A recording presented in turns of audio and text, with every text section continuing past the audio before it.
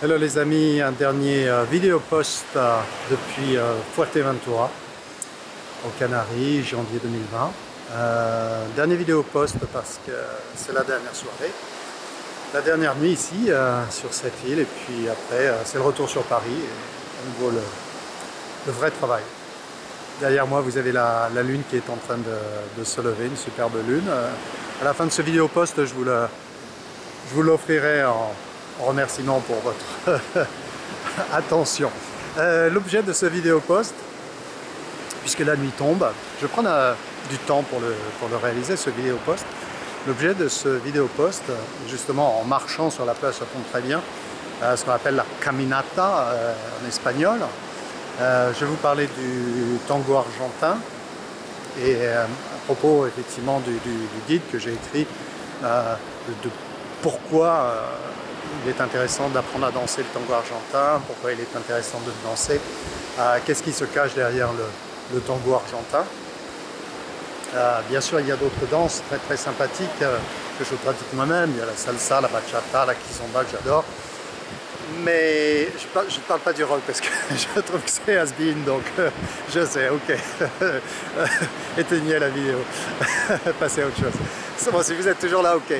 Tango argentin, pourquoi? Parce que le tango argentin, c'est une danse très sophistiquée, culturellement énormément chargée, extrêmement sociale. Également, c'est une danse qui nous ramène au rapport masculin-féminin, ou féminin-masculin comme vous le voulez, dans leur essence pure, masculin-féminin au sens yin-yang.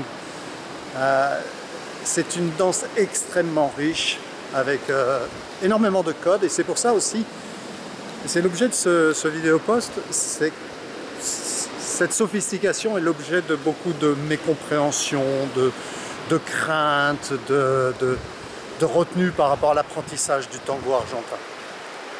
Maintenant, il faut savoir qu'en Europe en particulier, mais à travers le monde c'est la même chose, l'apprentissage du tango argentin s'est répandu, on peut apprendre à danser très correctement le tango argentin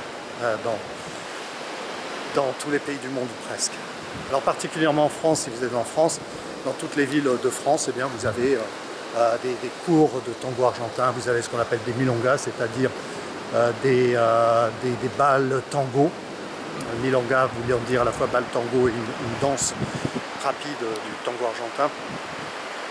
Donc on peut pratiquer le tango argentin, on peut l'apprendre un petit peu partout en France. Pourquoi est-ce que je vous parle du tango argentin? C'est encore une fois pour bien souligner que ça vaut le coup d'apprendre à danser. Ça vaut le coup parce que ça enrichit votre vie. Très clairement, si vous allez dans n'importe quelle ville dans le monde, vous pouvez rencontrer des personnes nouvelles, rentrer dans un cercle social différent et avoir une vie sociale plus riche. Il y a en plus différents lieux de tango. Si vous allez par exemple, alors là c'est le top, hein, c'est Buenos Aires en Argentine. À Buenos Aires, vous avez des lieux de bal de toutes sortes. Vous avez des lieux de bal pour des gens qui ont 18-20 ans, qui dansent certains types de tango. À l'extrême opposé, vous avez des lieux de bal pour des gens retraités qui savent encore à peine, qui peuvent encore à peine marcher. Vous avez des lieux de bal pour LGBT, gays, lesbiennes, etc. Vous avez des lieux de bal de toutes sortes et qui sont ouverts toute la nuit. Avec le tango argentin, vous apprenez aussi à aller au-delà de vos barrières, de vos croyances, de vos craintes. Pour les hommes, vous apprenez à mieux communiquer avec les femmes. Pour les femmes, vous apprenez à mieux comprendre les hommes, à comprendre comment ils communiquent. L'invitation, par exemple, pour le tango, c'est se faire, on appelle ça la mirada, c'est à l'œil, hein, contact visuel. C'est très subtil.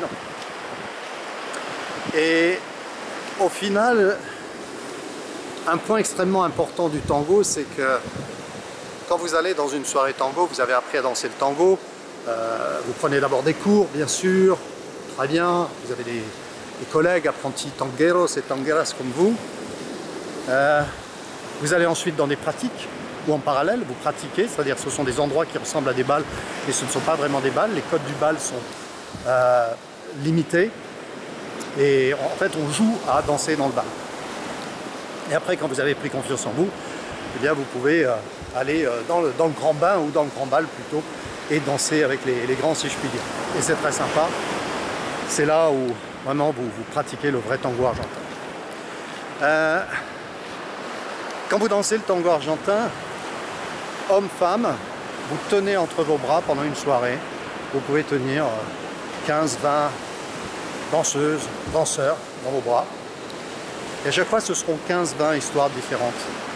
15-20 parce qu'on va danser avec chaque danseuse ou danseur une série de 4 à 5 danses tango.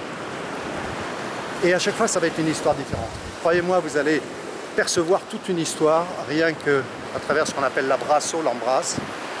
Et votre perception émotionnelle des autres change énormément. Au bout des doigts, vous avez une vie. Et vos invitations en tant que danseur, vos réponses en tant que danseuse, vos incitations, vos hésitations également vont raconter votre histoire, votre état émotionnel du moment et c'est vraiment formidable.